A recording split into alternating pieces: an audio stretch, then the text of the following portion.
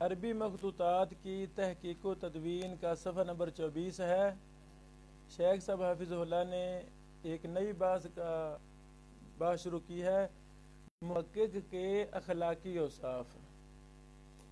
بیٹو، ہر آرا غیرہ نتو خیرہ اللہ کے دین کا، محمد رسول اللہ صلی اللہ علیہ وسلم کے مبارک احادیث پر لکھی گئی کتب کا محقق بن سکتا نہیں۔ ضروری چیزیں کچھ ہوتی ہیں، اخلاقی چیزیں دو لکھی ہیں شیخ صاحب نے۔ پہلی، علمی امانت، مفصل بات کی ہے۔ لکھتے ہیں دراصل کسی علمی تراث کی تحقیق ایک بہت بڑی امانت ہے۔ جیسے مصنف نے لکھا ہے ویسے ہی اس کی تحقیق کی جائے، کہ اپنی خواہشات، اپنی فقہ کو، اپنے امام کے وغیرہ کو بچانے کے لیے بندہ قطع برید کر دے، جملے حذف کر دے، ایسے کرے، وہ پھر مانت علمی نہیں ہے۔ ایک لمبی چوڑی داستان ہے کس طرح کتب حدیث کے ساتھ کھلواڑ بنایا گیا ہے، علمی امانت کا ستیہ ناش کر دیا گیا ہے۔ آن دی ریکارڈ باتیں موجود ہیں۔ کچھ کتابوں کے میں نے نام لیے جو نصوص میں تحریفات کی گئیں پچھلے لیکچروں میں، تو وہ یہی رونا اس میں رویا گیا ہے۔ اللہ اکبر۔ شیخ صاحب نے لکھا ہے دراصل کسی علمی تراث کی تحقیق ایک بہت بڑی امانت ہے، اس لیے محقق کو علمی امانت کی صفت سے متصف ہونا بہت ہی ضروری ہے، تاکہ تحقیق نص کے دوران اس سے کوئی علمی خیانت سرزد نہ ہو جائے۔ اللہ سے ڈر کر 100% نص کی تحقیق کرے۔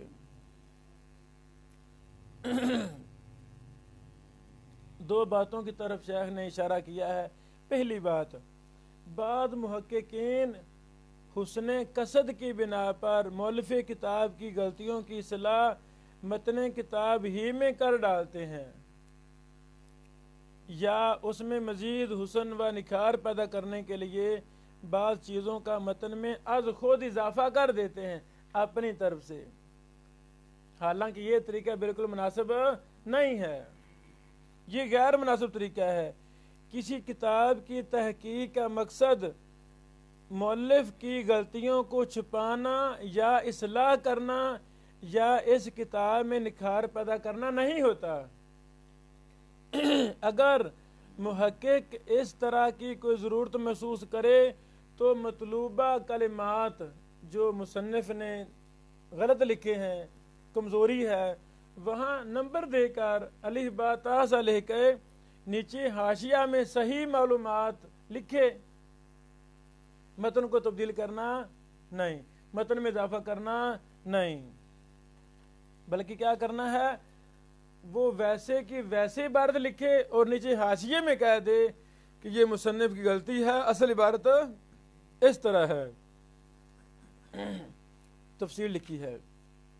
دوسری بات بڑی اہم، بعض محققین مذہبی یا ذاتی غلط مقاصد کی خاطر بھی مؤلف کتاب کی نص میں قطع و برید کرتے ہیں۔ یہ ایک بہت بڑی خیانت ہے۔ اللہ اکبر، یہ بہت بڑی خیانت ہے۔ فضیلت الشیخ شیخ الحدیث خالد بشیر مرجالوی حافظہ اللہ نے ایک کتاب لکھی ہے، کتب حدیث یا کتب ستہ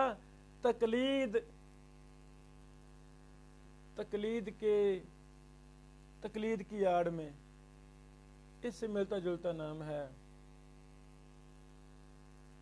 یعنی جو ہمارے دوسرے بعض بھائیوں نے کتب حدیث کے حواشی لکھے ہیں نا حواشی، تو ان حواشی میں کیا ہے، احادیث کا رد ہے، احادیث کی باطل طویلیں ہیں، غلط اصولوں کو لکھا گیا ہے، تو بہت زیادہ قطع برید کتب حدیث کے متون میں کیا ہے، یہ ایک الگ داستان ہے۔ تو اس کی طرف شیخ اشارہ کر رہے ہیں، یہ بہت بڑی خیانت ہے۔ شیخ ایاد خالد الطبا فرماتے ہیں محقق کا ذاتی یا مذہبی خواہشات پرستی سے دور رہنا ضروری ہے۔ اسی طرح کثرت تالیفات کی رغبت، باہ جی میں کتاباں بڑیاں زیادہ لکھ جاواں پاویں چج دے کہ صفحے نہ بندہ لکھے کی فائدہ نہ کتاباں دا، مال و زر کی لالچ، پیسہ آ جاوے، پتہ نہ بھی کتاب دینے پیسے ملتے ہیں، چلو جنہ زیادہ نہیں، یہ حرام ہے، گناہ ہے۔ یا دوسروں کی محنت کو ہڑپنے کے مقصد سے کسی بھی شکل و صورت میں اسے منظر عام پر لا کر اس سے کھلواڑ کرنے سے بچنا واجب ہے۔ بھائی تحقیق ہو چکی ہے، کسی نے کر دی ہے تو الحمدللہ، اب ضروری بھی آپ بھی اس تحقیق پر تحقیق کریں گے۔ یہ تاجر قسم کے جب دیکھتے نا فلاں کتاب بہت چل رہی ہے، لوگ بہت خریدتے ہیں، وہ 10 اس کی تحقیقیں کروائیں گے، بس میرا نسخہ ہونا چاہیے، میرے مکتبے کا تباہ ہونا چاہیے، نیت کیا ہے؟ پیسہ ویسا زیادہ آئے گا، ایسے جہل کو دے دیں گے، لو جی اضافے صوفے کر دے تو چلو یہ تخریج ہو جائے گی، بس کونک ممتاز کام کر دو، دوسروں سے ہٹ کر دو، تو یہ تو پھر غلط مقصد ہے نا، اس کی طرف شیخ نے اشارہ کیا ہے۔ پھر لکھتے ہیں شیخ بکر بن عبداللہ ابو زید رحمہ اللہ نے اپنی کتاب تحریف النصوص من مآخذ اہل الاہواء فی الاستدلال میں اس طرح کی بہت ساری علمی خیانتوں اور تحریفات سے پردہ اٹھایا ہے کہ باطل لوگوں نے اپنی فقہ کو، اپنے غلط مسائل کو بچانے کے لیے کس طرح متون کا غلط استدلال کیا ہے۔ سمجھے؟ شرح صحیح مسلم چھپی ہے شیخ الحدیث مولانا غلام رسول سعیدی رحمہ اللہ کی، اس میں تحریف معنوی بہت کی گئی ہے، حدیث کا معنی اتنا غلط کیا گیا ہے کہ حدیث کا معنی پڑھتے پڑھتے آپ سمجھیں گے یہ تو غلط مسئلہ تو حدیث سے ثابت ہو رہا ہے، استغفر اللہ، ایسا سمجھ، اس کی طرف اشارہ کر رہے ہیں۔ بعض محققین اس جرم میں ملوث پائے گئے ہیں جنہوں نے جان بوجھ کر مؤلف کی نص سے چھیڑ چھاڑ کی اور اس کو اپنے مطلب و فکر کا جامہ پہنایا۔ چنانچہ زاہد کوثری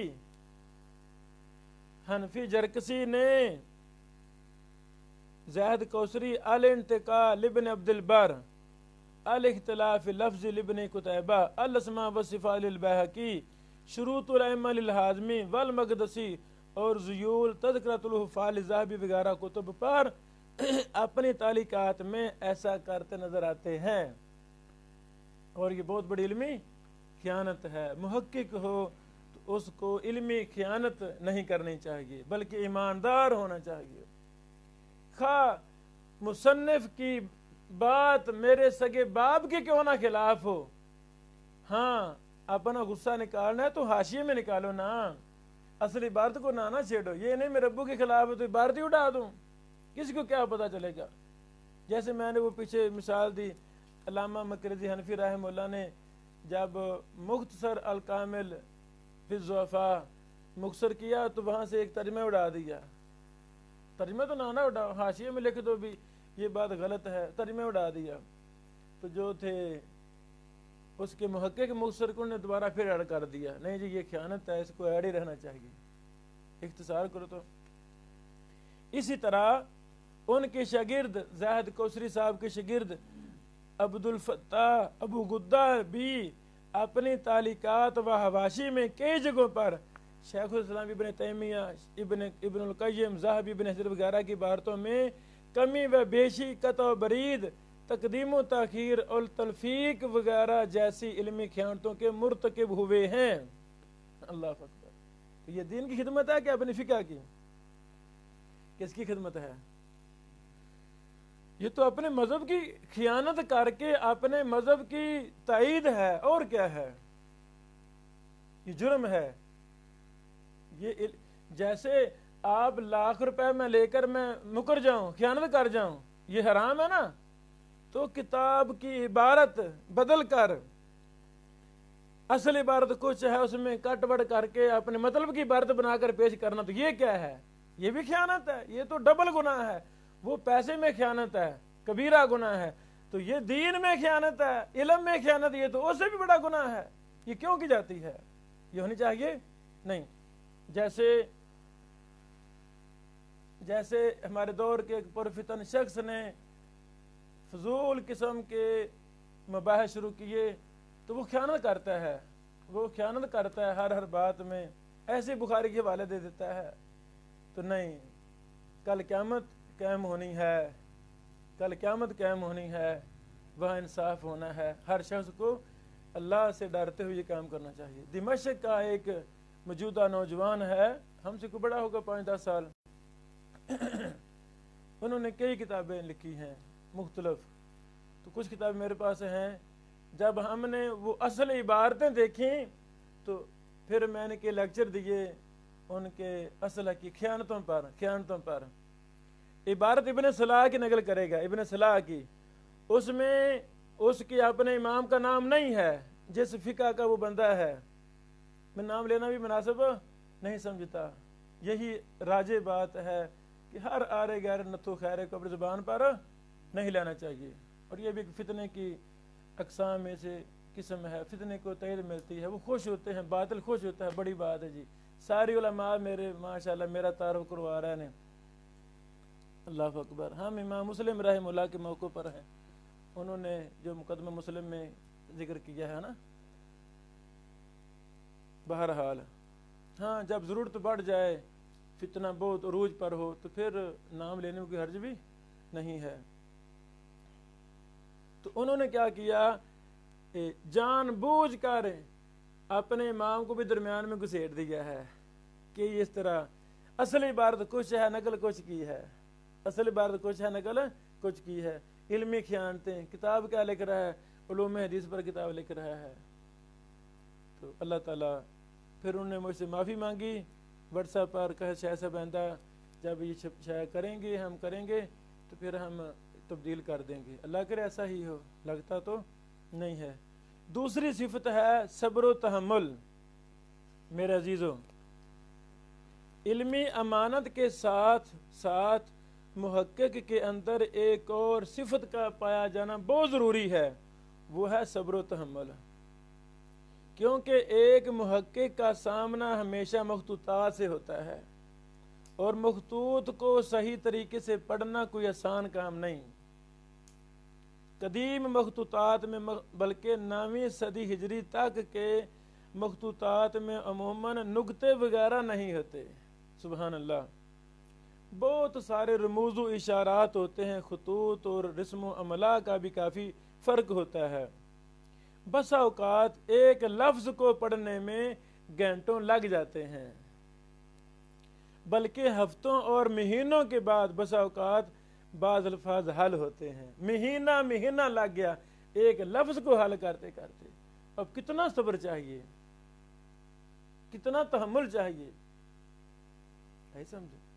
شاعر لکھتے ہیں، کئی سال پہلے صوت الخریجین نامی ایک مجلہ میں پڑھا تھا کہ شیخ البانی رحمہ اللہ نے دوران تحقیق بعض الفاظ کو پڑھنے کے لیے کئی دن گزار دیے، تب انہیں کامیابی ملی. اللہ اکبر. ایسا سمجھے؟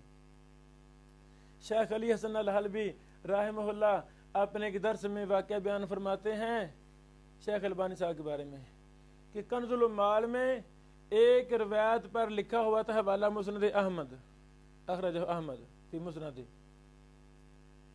تو وہ روایت نہیں ملی. شیخ البانی صاحب نے مسند احمد کو شروع سے پڑھنا شروع کر دیا. تو میں روزانہ شیخ پوچھتا، شیخ حل وجدتا؟ کہتے نہیں میں نہیں مسلسل مسند احمد کو پڑھ رہے ہیں. ایک ہفتے بعد جا کے پوچھا، کہتے ہاں اب وہ روایت مل گئی ہے مجھے. تو صبر والا کام ہے نا، تحمل والا کام ہے نا. تو تحقیق نصوص میں خواہ اردو کتاب ہو خواہ عربی، جس کا نہیں پتہ چلتا، رسالہ نجاتیہ وہ کافی دیر پہلے اردو میں چھپا تھا. ہمارے بزرگ شیخ الحدیث صاحب حسینوی صاحب رحمہ اللہ نے اس کا اردو ترجمہ کیا تھا. بجیانی صاحب رحمہ اللہ نے کروایا تھا، چھپا کافی دیر پہلے. تو اسی کو میں ایڈٹ کر رہا تھا، ساتھ اس کے نیچے شرح لکھ رہا تھا۔ اب جو طبع تھی اردو والی، اس میں کچھ ایسے الفاظ غلط لکھے ہوئے تھے۔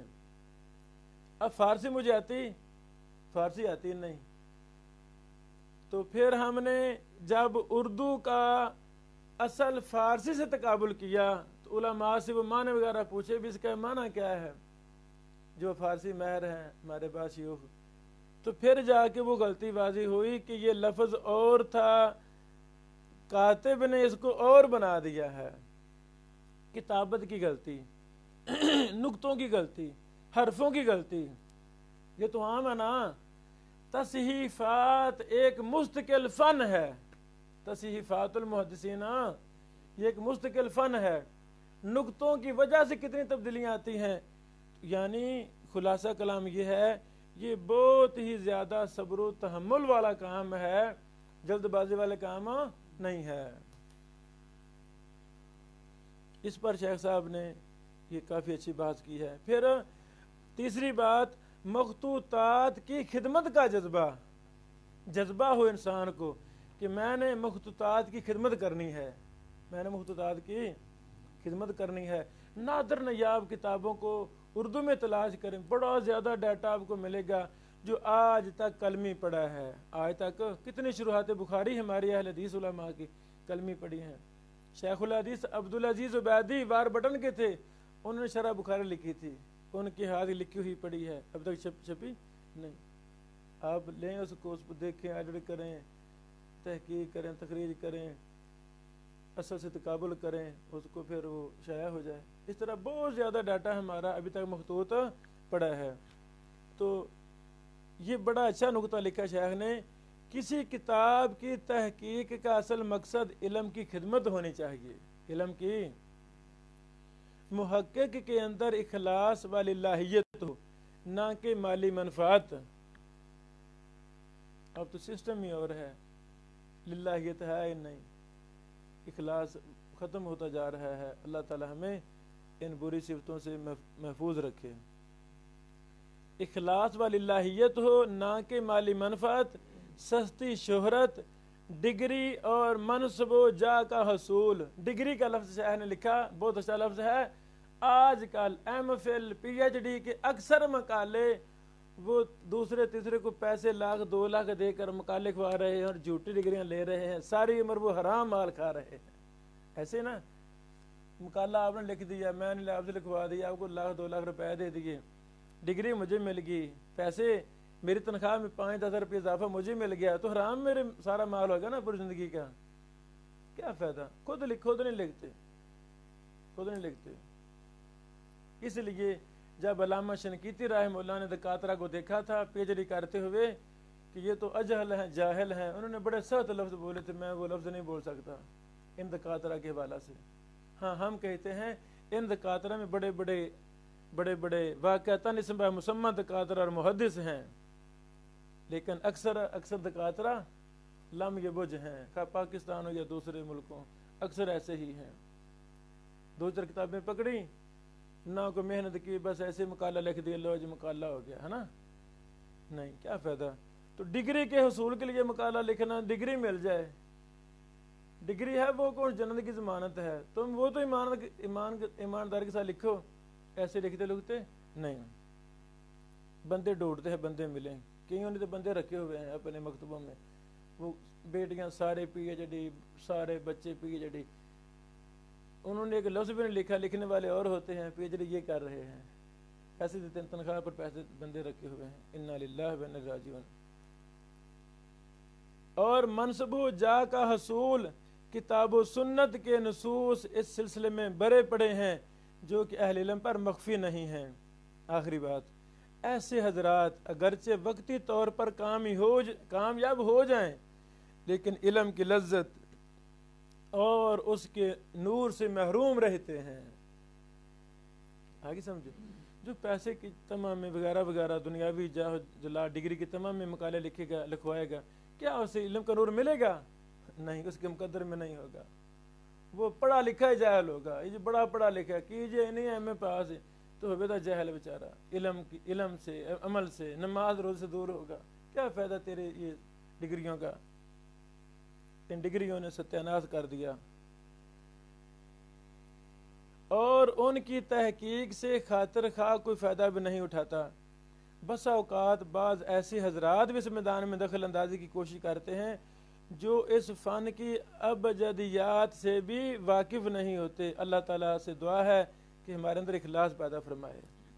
جہاں تک یہ دوسری بحث شیخ نے کی ہے، بڑی اچھی بحث ہے کہ محقق کے اخلاقی اوصاف، پہلا کیا تھا؟ علمی امانت، پہلا کیا تھا؟ علمی امانت، دوسرا تھا صبر و تحمل، اور تیسرا کیا تھا؟ مخطوطات کی خدمت کا جذبہ۔ تو آئندہ دنوں میں ہم آپ کو مخطوطات بھی ہم ساتھ لائیں گے، پرنٹ نکلوا کے آپ کو دکھائیں گے محدثین کی لکھائیاں کیسی تھیں۔ تو بندہ بس جب پڑھ جاتا ہے کس چیز کے پیچھے تو اللہ تعالیٰ اس فن کو سمجھ بھی دے دیتا ہے۔